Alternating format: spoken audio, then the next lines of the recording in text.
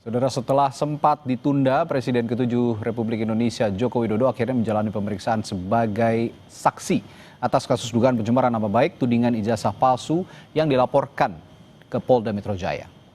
Pemeriksaan Jokowi berlangsung di Mapolresta Solo atas permintaan Jokowi karena kendala kesehatan.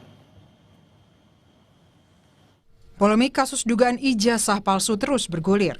Presiden ke-7 Joko Widodo kembali menjalankan pemeriksaan oleh penyidik Polda Metro Jaya di Mapolresta Solo bersama 10 saksi lainnya.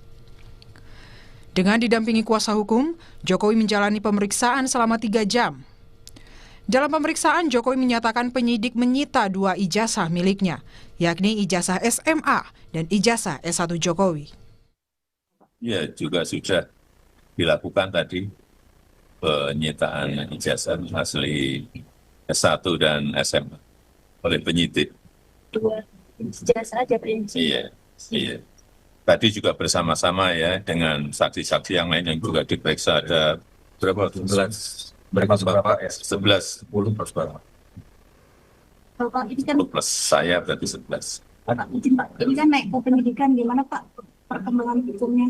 Ya, kita ikuti seluruh proses hukum, kita hormati seluruh proses hukum yang ada dan sampai nanti di pengadilan kita lihat ya. Sementara itu saat menghadiri deklarasi, Roy Suryo CS mengungkapkan keberatan pemeriksaan Jokowi berlangsung di Mapolresta Solo, bukan di Polda Metro Jaya. Roy Suryo CS juga sudah bersurat ke Polda Metro Jaya untuk pelaksanaan gelar perkara khusus. Joko Widodo itu malah hadir di sebuah acara rame-rame teriak-teriak di atas mimbar. Ya, itu kan sama sekali tidak benar. Jadi artinya kami sangat berkeberatan dengan moda pemeriksaan cara gini. Polri gimana mau dicintai masyarakat kalau pemeriksaannya sangat subjektif semacam ini. Itu tanggapan. Yang jelas pemeriksaan di Solo ini membuat lari dari tanggung jawabnya untuk dia membawa ijazah aslinya dan kemudian ditunjukkan dan disita. Kami arahkan kepada Wasidik di Polda Metro Jaya untuk membuat gelar perkara khusus di Polda Metro Jaya agar gelar perkaranya itu tidak mengulang gelar perkara yang ada pada Barreskrim yang itu mengulang kesalahan karena melakukan gelar perkara secara subjektif. Pengamat hukum pidana Universitas Trisakti Abdul Fikar Hajar menyatakan seharusnya pihak kepolisian telah menetapkan tersangka atas kasus pencemaran nama baik ataupun dugaan ijazah palsu.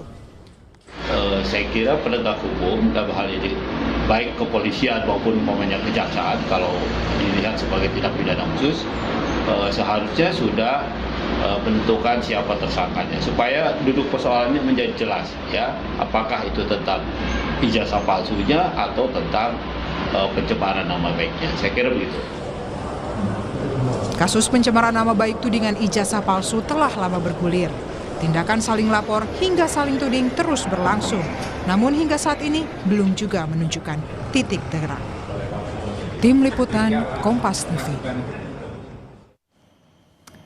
Dan saat ini kita sudah bergabung bersama Mardian Sasemar selaku Ketua Umum Rampai Nusantara yang sudah hadir di studio. Selamat malam, Mas Mardiansyah. Malam, Mas. Dan melalui sambungan virtual juga ada salah satu penggugat ijazah Jokowi, Bang Rismon Sianipar. Selamat malam, Rismon. Selamat malam, Bang. Oke, saya ke Pak Mardiansyah dulu. Pak Mardiansyah, tadi kan Pak Jokowi diperiksa kalau nggak salah 45 pertanyaan katanya. Ada 45 pertanyaan.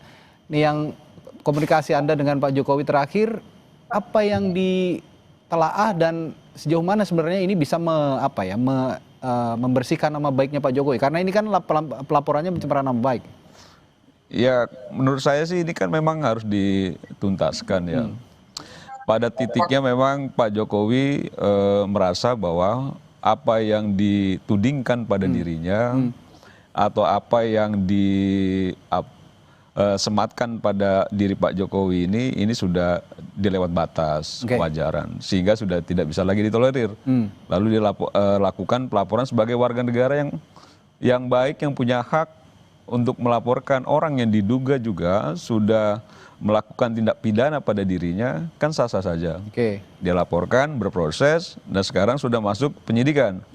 Dalam proses penyidikan ini Pak Jokowi diperiksa lagi 45 pertanyaan 3 jam tadi, kan gitu ya, dalam proses tahapan penyidikan. Tentu dalam tahapan penyidikan ini kan sudah ditemukan adanya tindak pidana.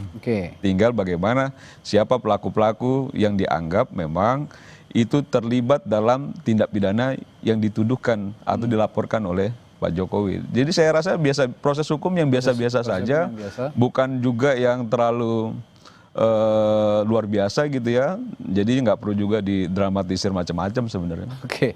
Bung Rismon, tadi dicecar 45 pertanyaan tapi di pemeriksaan berlangsung di Polresta Solo bukan di Polda Metro Jaya. Anda punya komentar soal ini? Ya, kami cukup keberatan ya, Bang ya. Karena ya Pak Jokowi kan melaporkannya di Polda Metro Jaya. Kalau ingin diperiksa di Polresta Solo, ya harusnya dilaporkan di sana saja. Gitu. Jadi ada asas equality before the law. Ini kan Pak Jokowi ingin memidana kami, memenjarakan kami, tetapi tidak siap untuk sibuk dan capek seperti kami yang jauh-jauh juga dari Sumatera siap datang, dipanggil. Itu sudah 2 kali kami diklarifikasi di Polda Metro Jaya dan kami datang, kami menghormati hukum. Tetapi Pak Jokowi dalam hal ini tidak memberikan contoh seperti kami. Kalau warga biasa, ya seharusnya penyidiknya yang tidak boleh datang dong ke tempat terdekat dari Pak Jokowi. Kalau begitu, nanti kami juga bisa buat alasan yang sama sehingga seperti saya ya di Polres Baligi saja yang tempat pemeriksaan saya kan begitu. Asas atau prinsip equality before the law ini saya kira tidak ditegakkan oleh Polri dengan baik, gitu Bang. Ada komentar? Bukan begini. Kalau kita memang taat aturan, bahwa memang dimungkinkan juga aturan bahwa dalam proses hukum itu pemeriksaannya tidak di Polda Metro, tapi juga di Polresta Surakarta ya. Dan nggak cuma Pak Jokowi. Ada 11 orang sama Pak Jokowi itu. Jadi ada 10 orang lain yang diperiksa. Jadi bukan hanya Pak Jokowi. Kebetulan memang dilakukan pemeriksaan secara berbarengan dengan yang lain dan Pak Jokowi salah satunya kan nggak salah juga diperiksa di situ dan tidak menyalahi aturan. Yang paling penting itu diakomodir dalam aturan. Persoalan bahwa orang berkenan tidak berkenan soal lain. Orang suka tidak suka soal lain juga. Kan nggak mungkin juga akhirnya kita penuhi selera orang kan gitu ya. Tapi bahwa memang itu tidak melanggar aturan, ya saya rasa ya oke-oke aja kan gitu loh. Bahwa memang sekarang itu fokus pada penegakan hukum ya silakan fokus pada itu gitu ya. Bukan mempersoalkan soal yang tetek bengek. Yang menurut saya ini bukan soal rasa keadilan tapi bahwa aturannya mengakomodir itu. Jika aturan tidak mengakomodir, mungkin kita juga melihat bahwa ini ada kesalahan. Ini tidak ada kesalahan kok. Ini secara aturan memang diakomodir gitu. Jadi tidak ada masalah ketika Pak Jokowi diperiksa di Polres dan itu bagian dari Kepolisian Republik Indonesia juga. Kecuali memang Pak Jokowi ini diperiksanya bukan di kantor polisi gitu. Ini diperiksa di kantor polisi juga, Mas.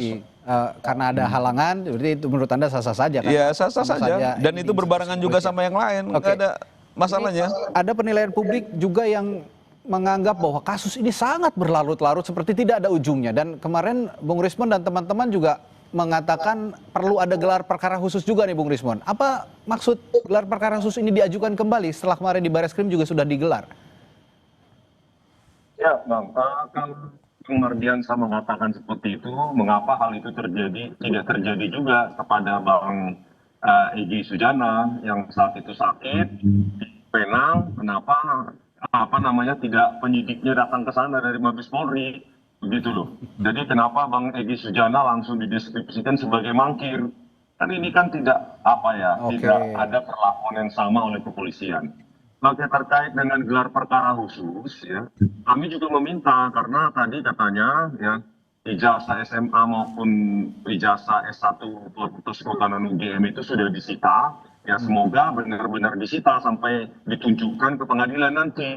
Dan diuji secara forensik, karena kami juga punya bahan pendamping, pembukti pembandingan lain dari ijazah yang sama, begitu loh. Jadi jangan seperti yang terjadi di Bareskrim bahwa nanti setelah disita 1-2 hari nanti dikembalikan dan pada saat gelar perkara khusus di Bareskrim Polri, ya bahkan ijazah versi fotokopi pun tidak berani ditunjukkan pada kami dan satu pun dokumen pada saat gelar perkara khusus tersebut itu ditunjukkan kepada kami. Oleh karena itu kami meminta supaya dilakukan gelar perkara khusus di Polda Metro Jaya dengan menampilkan semua dokumen itu di depan kami dan semua peserta baik independen maupun yang terkait itu supaya kita lihat sama-sama begitu Bang. Supaya jangan terjadi lagi seperti gelar perkara khusus yang seperti bahwa ujian skripsi saja jauh lebih ilmiah daripada itu. Begitu Bang. Oke, ini kan objek perkaranya tadi ijazah memang, sehingga wajar juga jika proses pemeriksaan tadi menyita ya dalam bahasa hukumnya itu menyita ijazah SMA dan S1-nya Pak Jokowi. Nah tapi sejauh mana ijazah SMA dan S1-nya Pak Jokowi ini bisa ya sedikitnya menemukan titik terang juga ujung dari perkara ini akan kemana. Kita akan bahas sesaat lagi di Sapa Indonesia Malam, tetaplah bersama kami.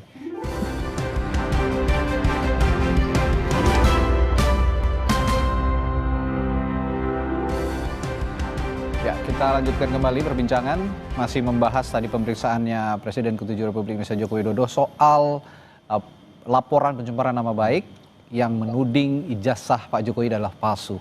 Nah, tadi hari ini juga pada saat memenuhi panggilan Polda Metro Jaya di Polresta Solo, Pak Jokowi menyebut ada 2 ijazah ya, Pak Maris. Ada 2 ijazah yang disita oleh polisi, ya, ijazah SMA dan juga ijazah S1. Ya pantas saja memang seperti agak kasar disita, tapi memang objek perkaranya ijazah. Tapi sejauh mana ijazah ini juga bisa memberikan perkara ini semakin terang, akan ujungnya akan kemana sebenarnya? Ya pasti terang Mas. Kan yang dituding Bang Rismon dan kawan-kawan ini ijazah Pak Jokowi palsu. Ijazahnya sudah disita. Nanti dalam proses peradilan ditunjukkan asli atau tidak. Itu kan juga sudah dilakukan di Barreskrim. Ya sudah dilakukan, tapi kan dalam proses peradilan ini kan yang jelas lebih terang lagi ketika memang hakim memutuskan bahwa ijazah ini asli dan apa yang dilaporkan Pak Jokowi terbukti bahwa memang tidak benar kalau dituding atau dituduh sebagai itu merupakan ijazah palsu. Sehingga yang 12 nama tadi termasuk Bang Rismon ini ya tinggal siap-siap saja. Gitu. Jadi maksud saya dibanding ngabisin energi untuk bicara soal-soal lain, jauh lebih baik itu bersiap diri. Ini siap-siap untuk apa nih? Ya siap-siap jika memang vonisnya sudah tidak bisa dibendung lagi, karena kan kebenaran itu akan... Maksud Anda siap-siap menjadi tersangka begitu? Kebenaran itu akan menemukan jalannya sendiri, Mas. Kan gitu loh. Jadi kalau misalnya vonisnya nanti tiba-tiba memang yang dilaporkan ini divonis bersalah, ya jangan lari juga kan gitu loh. Jangan juga tidak bertanggung jawab juga ya, konsekuensi silakan dinikmati kan gitu ya. Apa yang sudah dilakukan selama ini yang sudah membuat heboh Republik ini, yang menurut kita rakyat ini capek, Mas. Kita ini lagi fokus soal bagaimana membangun bangsa. Orang-orang ini bicara, bicara soal yang ini saja. Kadang balik ke kiri, balik ke kanan, itu aja poinnya. Siap-siap menerima konsekuensi katanya Bang Rismon kalau memang nanti dinilai oleh Polda Metro Jaya ijazah Jokowi ini asli begitu, mulai dari SMA dan S1. Bagaimana nih? Ya, kami tentu siap dengan segala konsekuensinya. Kami kan berbasis ilmiah bahwa tadi ketika mendatangi Mapolresta Solo kan Pak Jokowi sempat mengatakan bahwa beliau ya tidak tahu apa yang diupload oleh Pak Dian Sandi Utama. Nah ini kan menjadi menarik lagi.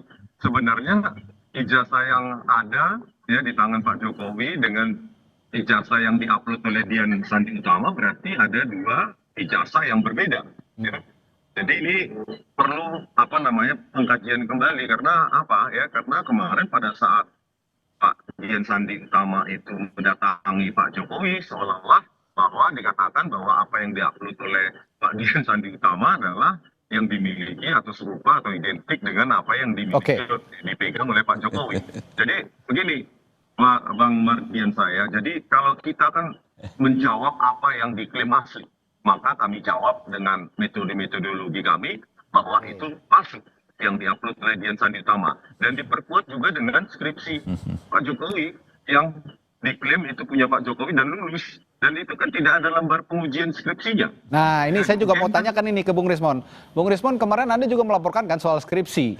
Nah ini kan ada juga yang menganggap bahwa yang sebelumnya aja sebelum beres kok sekarang sudah melaporkan lagi soal skripsi. Jadi kesannya katanya seperti dicari-cari gitu loh. Apakah akan perlu juga soal ijazah saja kan belum selesai nih Bung Rismon? Nggak dicari-cari lah Bang. Ini sudah memang fondasi kajian kami. Kalau waktu untuk laporan itu kan kami punya hak ya untuk mengeksersis hak kami sama seperti Pak Jokowi melaporkan. Ya, jadi ada 3 laporan yang ada di Polda DIY. Yang pertama adalah penyebaran berita bohong terkait tidak adanya peran pembimbingan skripsi maupun pembimbingan akademik oleh Pak Kasmujo yang sudah dibantah sendiri oleh Pak Kasmujo, dan jurnalis Kompas TV juga Bung Dipo Nurbahagia juga mendapatkan jawaban yang identik dengan apa yang saya dapatkan dari Pak Kasmujo. Yang kedua, laporan dugaan skripsi palsu. Ya, karena kami mendapati bahwa lembar-lembar pengesahan skripsi tersebut itu kosong. Ada orang yang kosong juga. Dari Pak Sigit Rakunarta dan lainnya itu lembar pengesahan skripsi kosong. Dan bahkan ada satu orang nama dosen ya, Pak Insinyur Hasan Simon SU, itu di 2 skripsi yang berbeda, itu tanda tangannya berbeda. Berarti kami duga ada manipulasi di... Oke, baik. Terakhir saya ke Bung Mardiansah. Kalau ya tadi berarti sampai detik ini Bung Rismon dan kawan-kawan ini masih menganggap bahwa ya skripsinya Pak Jokowi, ijazahnya itu semua palsu begitu ya.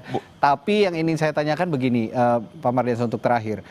Pak Jokowi sendiri sebenarnya merasa kasus ini sangat mengusik dirinya atau tidak sih? Dan mengapa akhirnya Pak Jokowi memutuskan bahwa akan meneruskan ini ke jalur hukum juga, akan melaporkan penuding-penuding ini ke jalur hukum? Ini masuk apa yang dilakukan Pak Jokowi bagian dari proses pembelajaran ya. Bahwa orang tidak bisa asal menuding, orang tidak bisa asal menunjuk ijazah kau palsu gitu tanpa bukti yang mendasar.